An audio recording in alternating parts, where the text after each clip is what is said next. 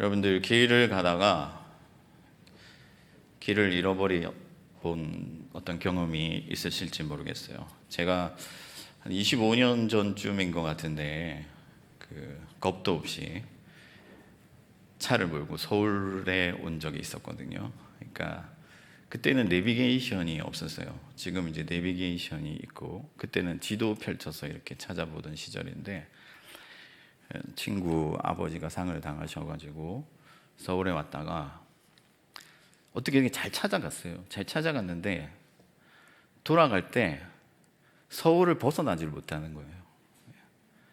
분명히 여기 지나간 것 같은데, 분명히 잘 따라온 것 같은데 또 거기고. 그래서 한참을 돌다가 겨우 빠져나왔던 그런 기억이 있는데, 그때 제가 여러분 무엇을 계속 쳐다봤을까요? 표지판이죠, 그죠? 표지판. 표지판이 없었다면은 지금도 이렇게 서울을 돌고 있을지 모릅니다. 여러분, 우리 인생에도 길을 가르쳐주는 표대가 필요해요. 표지판이 필요하다 하는 것이죠. 그 표대가 바로 무엇이겠습니까? 하나님의 말씀이다. 하나님의 말씀이 우리의 표대가 된다 하는 거예요. 여러분, 인생 길을 걸어가다 보면은요, 인생이 얼마나 변화무쌍하고 급변하고 정말 복잡한지요. 환경이 계속 바뀌잖아요. 건강도, 자녀도, 직장도 어느 것 하나 내 맘대로 되는 게 없고 한결같지 않단 말이에요. 그러다 보면은 이제 인생에서 길을 잃게 되죠. 그래서 어디로 가야 할지, 어떻게 해야 할지 막막하고 길을 잃은 사람처럼 헤매이게 되는 것이죠. 혹은 어떤 사람들은 잘못 가고 있으면서도 잘 가는 줄 알고 계속 열심히 달려가다가 깜짝 놀라고 돌이키려고 할 때는 이미 멀리 가 있는 그런 경우들도 있다 하는 것이죠. 그래서 우리에게 표대가 필요한데, 그 표대가 바로 하나님의 말씀이다. 그래서 여러분들 오늘 이 자리에 잘 나오셨어요. 오늘 이 자리를 통해서, 하나님의 말씀을 통해서 우리가 어디로 가야 할지를 분명히 깨닫고 인생의 바른 길, 옳은 길로 나아가는 저와 여러분들이 되기를 바랍니다. 여러분, 이사야가 이 말씀을 기록할 때 1차 청중은 누구냐면 남유다 백성들이에요. 이 사람들은 우상을 섬기고 혼합주의에 빠져가지고 하나님 앞에 곧 징계를 당할 거예요. 그래서 이 사람들이 이사야서를 읽을 때는 어떤 경고의 메시지죠. 회개를 촉구하는 그런 말씀일 수가 있습니다. 그런데 이 이사야서의 2차 청중은 누구냐면은 포로로 끌려간 바벨론에 있는 그 이스라엘 백성들이에요. 그 사람들에게 이 말씀은 어떻게 들리느냐? 희망의 메시지죠. 하나님께로만 돌아가면 다시 회복되고, 하나님께서 우리를 구원하시고 우리를 회복시켜 주실 것이라는 어떤 소망의 메시지가 되는 거예요. 그러니까 삶의 어떤 정황이 다르고 또 각자의 처한 환경이 다를지라도 이 말씀은 어떻게든 우리를 하나님께로 이끌어 준다 하는 것이죠. 그래서 오늘 이 말씀을 들을 때 여러분들이 어떤 삶의 자리에 있든지, 어떤 신앙의 위치에 있든지, 어떤 상황을 겪고 있든지 간에 이 말씀에 분명히 집중하고 이 말씀을 성령 안에서 받으면 우리는 하나님께로 돌아갈 수 있다는 것이죠. 그럼 이사야가 우리를 어떻게 하나님께로 초청하고 있는가? 첫째는 변함없는 하나님께로 돌아오라고 말씀하는 거예요. 변함없는 하나님께로 돌아오라. 오늘 말씀해 보니까 옛적 일을 기억하라고 말씀하잖아요. 여러분, 이 말씀을 우리가 잘못 오해하면, 우리가 사람들이 이제 특히 나이 좀 드신 분들이 습관적으로 하시는 말씀이 뭐냐면, 나도 한때는 말이지, 이런 말이에요. 그렇지 않습니까? 얼마 전에 이제 발렌타인데이, 이렇게 여자들이 남자에게 초콜릿 주는 날 있잖아요. 받아보셨습니까? 다들 그런 날이 있었나 이런 표정이신데, 그런 날이 있어요. 이렇게 여자가 남자에게 초콜릿을 주는 날. 그래서 아들이 이제 학교를 다녀서 제가 우리 아들한테 초콜릿을 몇 개나 받았냐 물어봤는데, 오히려 아들이 저한테 아빠는 학교 다닐 때 몇 개나 받았어? 이렇게 하는 거예요. 그때 제가 이제 어깨를 싹 펴면서 아빠가 말이지 한때는 이제 이렇게 얘기를 하게 되는 거죠.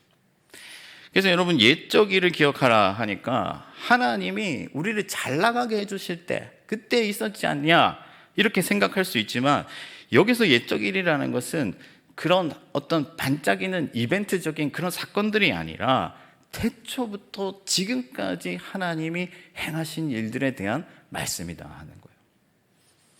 그래서 하나님의 공의와 변하지 아니하는 하나님의 권능과 하나님의 지혜와 하나님의 언약과 하나님의 은혜에 대한 말씀이다 하는 거죠. 하나님의 영원한 언약에 기초한 그분의 신실하심이 이 말씀의 핵심이다라고 할 수가 있습니다.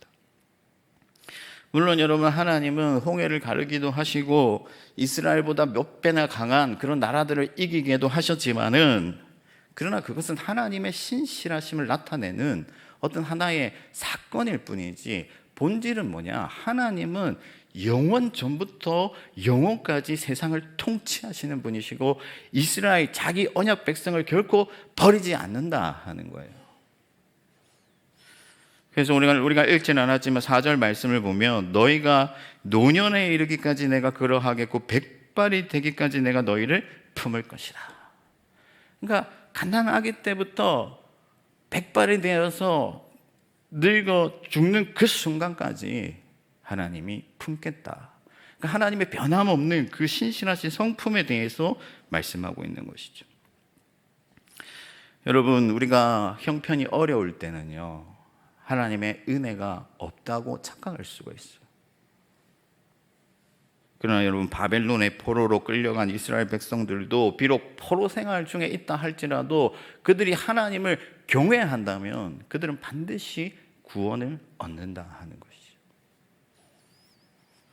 풀은 마르고 꽃은 시들어도 하나님의 말씀은 영원하다는 사실을 믿으시기 바랍니다. 여러분 하나님은 영원히 돌보시고 하나님은 영원히 사랑하시고 하나님은 영원히 통치하시는 분이시다. 여러분 그래서 이 모든 하나님의 신실하심이 이스라엘 역사 가운데 분명하게 나타난 거예요. 그래서 누구든지 옛적 일을 생각하는 자들마다 하나님의 신실하심을 떠올릴 수밖에 없다 하는 거예요. 그러나 우리에게는 더욱 분명한 증거가 있는데 그것이 무엇이냐면 바로 예수 그리스도다. 여러분 그리스도 안에서 구약의 모든 예언이 성취되었습니다. 누구든지 그리스도를 믿으면 예수를 믿으면 구원을 얻는데 이 구원의 은혜는 결코 빼앗기거나 사라지거나 변질되지 않는 은혜다 하는 거예요. 그 누구도 우리를 그리스도 예수 안에서 빼앗을 자가 없고 하나님이 한 번 사랑하신 자는 영원히 사랑하신다는 사실을 이 그리스도 예수의 십자가를 통해서 우리에게 하나님께서 확정하셨다 하는 것이죠. 그러므로 그리스도를 믿는 자들마다 하나님 그분의 신실함을 깨닫고 하나님께로 어떤 상황 가운데서도 돌아가게 된다 하는 거예요. 여러분 하나님이 항상 그 자리에 계시기 때문에 우리는 언제든지 그분께로 돌아갈 수가 있는 것이죠. 그러므로 여러분 날마다 예수 그리스도를 깊이 생각하고 그 그리스도께서 주시는 은혜로 말미암아 하나님의 신실하심을 굳게 붙드시기를 축복합니다. 여러분 되는 일이 없다고 실망하거나 잘 나간다고 뭔가 자만할 필요가 없는 거예요. 모두가 하나님의 은혜예요. 살아 숨쉬는 것도 하나님의 은혜고 여러분들이 태어나서 지금까지 먹고 자고 모든 것을 이루고 걷고 지금까지 모든 살아온 것들이 하나님의 은혜로 된 것이다 한 것이죠. 바울이 내가 일체의 비결을 배웠다. 나는 가난에 처할 줄도 알고 부요에 처할 줄도 안다. 그래서 일체의 비결을 배웠다고 했는데 이 일체의 비결이 뭐냐면은 하나님의 신실하심을 굳게 붙드는 거예요. 하나님께서 언제든 어느 때든 그래 오셨던 것처럼 여전히 그분의 은혜로 역사하고 계심을 굳게 믿는 거예요. 옥에 갇혀 있을 때도 사람들한테 복음을 전할 때 몇천 명이 회심하고 돌아올 때도 똑같이 하나님의 은혜를 믿는 거죠. 여러분, 우리가 믿음이 어리고 연약할 때는요, 상황에 따라서 믿음이 요동칠 수가 있어요. 그러나 하나님을 깊이 경험하고 그 은혜의 경륜이 오래된 사람들은 하나님의 신실하심을 알기 때문에, 예수 그리스도를 통해서 그분의 변함없는 은혜, 항상 있는 은혜를 믿기 때문에 흔들리지 아니한다 하는 것이죠. 그리스도를 바라보면서 하나님의 신실함을 굳게 붙들고 언제든지 하나님께로 돌아가는 저와 여러분들 되기를 축복합니다. 두 번째, 이사야가 오늘 말씀을 통해서 우리를 어떻게 초청하냐면 유일한 하나님께로 돌아오라 하는 거예요. 여러분, 하나님이 나와 같은 신이 없다고 말씀하잖아요. 여러분, 하나님은 우리에게 하나님과 같은 분이 없는 분이 되셔야 된다 하는 거죠. 십계명의 첫째 계명, 곧 나 외에는 다른 신을 섬기지 말라 하는 이 말씀을 이사야가 선지자적인 언어로 오늘 우리에게 표현한 것이라 할 수가 있는데, 성경은 하나님의 유일성을 계속해서 강조합니다. 하나님 같은 분이 없다 하는 거예요. 하나님만이 절대적으로 신이다 하시는 거죠. 여러분, 하나님이 좀 더 괜찮은 신이라든지 좀 더 탁월한 신이라든지 하나님이 그래도 믿을 만한 분이라든지 하는 것이 아니라 하나님 뿐이다 하는 겁니다. 유일하다 하는 거죠. 오니 하나님이다 하는 거죠. 그래도 참 세상 살아보니까 하나님만한 분도 없더라, 이게 아니고 처음부터 마지막까지 하나님 뿐이다. 여러 옵션 중에서 하나가 아니라 하나님은 절대적이다 하는 거예요. 여러분, 우리를 살리기도 하시고 죽이기도 하시는 권능의 하나님이 누구십니까? 유일한 하나님밖에 없다 하는 거예요. 여러분들의 인생을 책임지시고 여러분들을 영원까지 인도하실 분이 누구냐? 하나님뿐이다 하는 거죠. 그래서 하나님만이 예배 받으실 분이고 하나님만이 우리의 경배의 대상이 된다 하는 거예요. 여러분, 하나님만이 사람을 지옥에 보내신다는 것을 믿으시기 바랍니다. 요즘은요, 사람들이 서로 막 아무나 지옥에 보내요. 미운 사람이 있으면 저거 지옥 가겠네. 여러분, 누가 사람을 지옥에 보낼 수가 있습니까? 오직 하나님만이 그러하실 수 있다 하는 것이죠. 그래서 하나님 외에는 다른 신이 없다는 이 절대적인 진리 위에 우리의 믿음을 세울 때 우리의 믿음이 온전하게 되고 강한 믿음이 되고 구원받는 믿음이 되고 이 땅을 변화시키는 그런 믿음이 될 수 있다 하는 거예요. 하나님의 복을 받는 믿음이 된다 하는 것이죠. 5절 말씀을 보면 너희가 나를 누구에게 비기며 누구와 짝하며 누구와 비교하여 서로 같다 하겠느냐. 여러분, 세상의 헛된 신들과 감히 하나님을 비교할 수가 있겠습니까?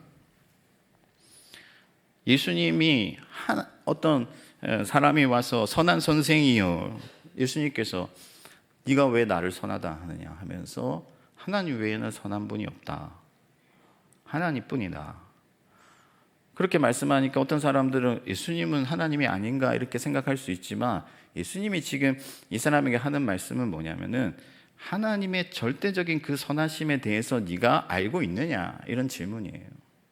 그렇게 나를 부른 것이냐 물어본 거죠.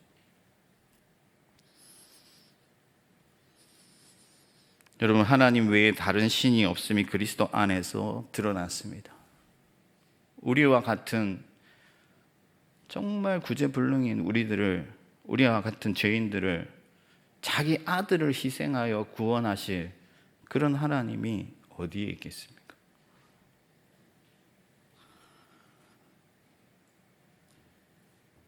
그런 하나님은 어디에도 없는 것이죠.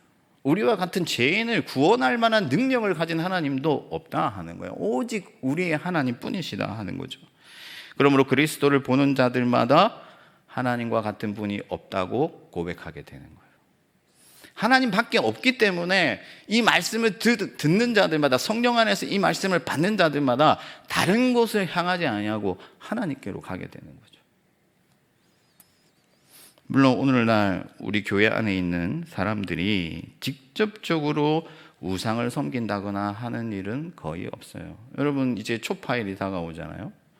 혹시 초파일에 절에 가서 절밥 먹으실 분들 있으신가요?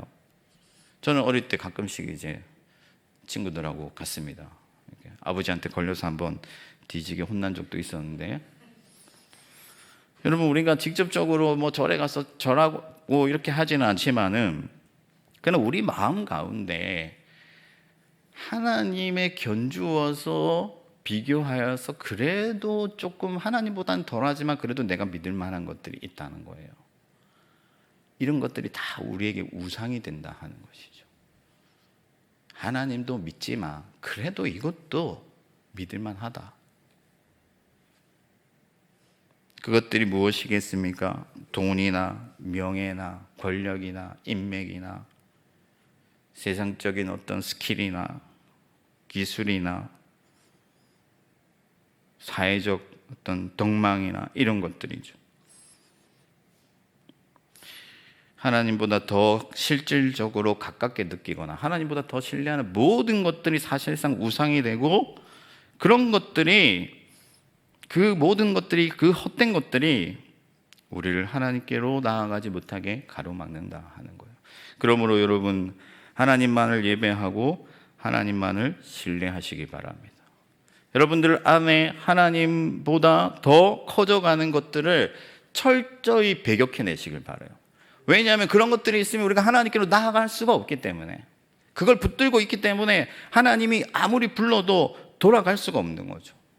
여러분 어떤 선교사님이 몽골로 선교를 떠나시면서 이것저것 정리하고 나니까 그래도 목돈이 좀 남은 거예요. 그래서 안심이 되는 거죠. 그래도 좀 초기 정착은 이걸로 이렇게 하면 되겠다, 그렇게 생각을 했는데 계속 그렇게 어떻게 하지 이 돈 가지고 어떻게 하지 이런 생각을 하다 보니까 깨닫게 된 거예요. 내가 믿을 만한 구석을 가지고 가는구나. 그래서 이 선교사님이 그 돈을 이 농촌교회에 힘들게 사시는 목사님들을 위해서 다 헌금하고 그냥 가는 거예요. 그래서 주변에서 그래도 그 돈이 도움이 될 텐데 왜 그러느냐 하니까 나는 오직 하나님만 의지하고 가겠다. 사람을 구원하는 능력을 가지신 그 하나님만을 절대적으로 신뢰하고 가겠다 하는 것이죠. 여러분 돈도 사람을 배신하고, 어른들이 자주 하는 말이 뭐냐면요, 세상에 믿을 사람 하나 없다 하는 거예요. 다 인생의 지혜입니다. 여러분 소중했던 사람들도 필요할 때는 꼭 없어요. 그러나 여러분 하나님은 못 고칠 병이 없고 구원하지 못할 자가 없고 우리의 마음을 헤아리지 못하시는 분도 아니시고 하나님께 모든 풍성하고 좋은 것들이 있음을 믿으시기 바랍니다. 하나님께 다 있는 거예요. 여러분 우리를 영원토록 살게 하실 분도 하나님뿐이시다 하는 거예요. 인생의 모든 수고를 들어주실 분도 하나님뿐이시고 저 천국의 문을 열고 우리를 맞이해 주실 분도 하나님뿐이시다 하는 거죠. 영원한 나라를 선물해 주실 분도 하나님뿐이시다 하는 거예요. 누가 감히 하나님과 같은 분이 있겠느냐 하는 것이죠. 그러므로 여러분 하나님과 견줄 만한 모든 것들을 내어버리고 오직 하나님만 사랑하고 하나님만 예배하고 하나님만 의지하시기를 바랍니다. 그러면 구원을 얻는 거예요. 마지막 세 번째는 이사야가 이루시는 하나님께로 돌아오라고 초청하는 거죠. 이루시는 하나님께로 돌아오라. 10절 말씀에 아직 이루지 아니한 일을 옛적부터 보이고 이르기를 나의 뜻이 설 것이니 내가 나의 모든 기뻐하는 것을 이루리라 하였노라. 여러분 하나님은 능치 못함이 없으시잖아요. 모든 것을 하실 수 있는 분이시죠. 근데 여기서 이 말씀의 초점은 하나님의 주권에 있는 거예요. 하나님이 하나님의 뜻대로 하시고 하나님의 뜻을 이루시는 거죠. 하나님이 모든 것을 자기의 뜻대로 하신다 하는 하나님의 주권이 강조되고 있는 말씀입니다. 여러분 어릴 때 집에서요 가장 이 집의 권력자가 누구인가 보려면요 무엇을 보면 되냐면 리모컨을 누가 쥐고 있느냐를 보면 돼요. 채널을 누가 돌리느냐. 저희 어릴 때 생각해 보면 아버지가 야구를 보고 있잖아요. 그럼 리모컨을 딱 쥐고 계시면 어머니가 옆에서 아유 드라마 할 시간인데 그거 한 편만 보면 안 될까요? 이렇게 안 돼? 이러면 이제 못 보시는 거죠. 그럼 제가 옆에서 보면 그게 참 측은해 보이고. 마찬가지입니다, 여러분.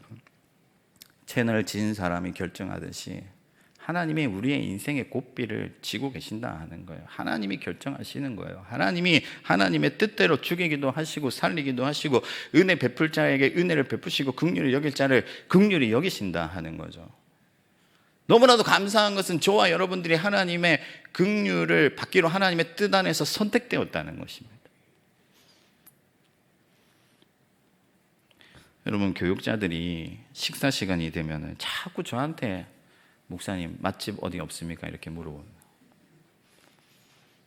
왜 그러냐면 이제 경험상 쌓인 거죠. 이제 최 목사님이 가자 하는 데가 제일 좋다. 이제 가성비도 있고 맛도 있고. 여러분, 우리가 하나님의 은혜를 경험하면 경험할수록 처음에는 하나님의 뜻대로 하는 것이 부담이 되고 처음에는 하나님의 뜻대로 했을 때 두려움이 몰려오지만은 우리가 신앙생활을 하다 보면 하나님 뜻대로 했을 때가 가장 좋다는 것을 우리가 경험하게 되고, 그렇지 아니한다 할지라도 이 진리는 변하는 게 아니에요.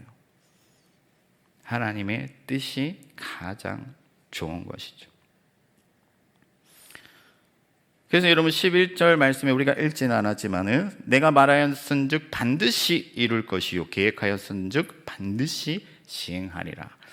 여러분, 하나님은 자신의 주권을 반드시 실행하시는 분이시죠. 그분은 헛된 말을 하지 않으시는 분이시다. 민수기 23장 19절을 보면 하나님은 사람이 아니시니 거짓말을 하지 아니하시고 인생이 아니시니 후회가 없으시도다. 어찌 그 말씀하신 바를 행하지 않으시며 하신 말씀을 실행하지 않으시리요. 예수님께서는 천지가 다하여도 내 말은 없어지지 아니하고 모든 말씀이 다 이룬다고 말씀하셨습니다. 여러분, 하나님의 말씀이 반드시 실행된다는 것이, 반드시 그렇게 된다는 것이 그리스도 예수 안에서 분명하게 드러났어요. 예수 그리스도를 예언하셨고 처음부터 창세기 3장 15절에 원시복음에서부터 그리스도 메시아를 우리에게 주시겠다고, 아들을 주시겠다고 약속하셨고 마침내 진짜로 그 아들을 우리에게 주셨단 말이에요. 그러므로 우리에게 약속한 모든 말씀도 반드시 이루어질 줄 믿습니다. 하나님께서 반드시 이루실 것이기 때문에 우리가 누구에게로 가야겠습니까, 여러분? 하나님께로 가야 된다. 그러므로 여러분, 날마다 하나님의 선하신 뜻을 분별하고 그 뜻 안에 살아가시기를 축복합니다. 하나님께 구하고 하나님께 맡기고 하나님께 기도하십시오. 무엇보다도 여러분의 삶이 하나님의 뜻 안에 있기를 기도해야 돼요. 어릴 때는요, 이것저것 생떼를 씁니다. 달라고. 그러나 장성한 어른이 되면 아버지의 뜻을 헤아리고 그 아버지의 뜻대로 하려고 하는 거예요. 여러분, 무엇보다도 우리의 가장 훌륭한 모범이신 예수 그리스도를 따라가시길 바랍니다. 예수 그리스도의 뒤를, 발자취를 따르면 항상 하나님의 뜻 안에 머물게 된다 하는 거예요. 그러면 흔들리지 아니하고 곧장 하나님의 길을 걸어갈 수 있게 되는 거죠. 여러분, 세상의 사람들은 모면하는 삶을 살아요. 때를 따라서, 상황을 따라서 이리저리 흔들립니다. 그러나 그리스도의 뒤를 따르는 사람들은 바람이 불어도, 비가 내려도, 폭풍이 쳐도, 광야를 지날 때도 흔들리지 아니하고 믿음의 길을 곧장 걸어가게 되는 것이죠. 그러면 그 뒤에, 그 걸음 뒤에 우리 하나님이 계신다 하는 것입니다.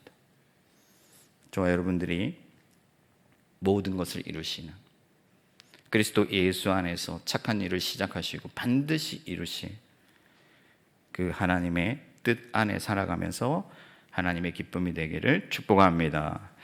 말씀을 정리하겠습니다. 여러분, 우리가 그리스도라는 표대를 놓쳐버리면요, 길을 잃어버리게 돼요.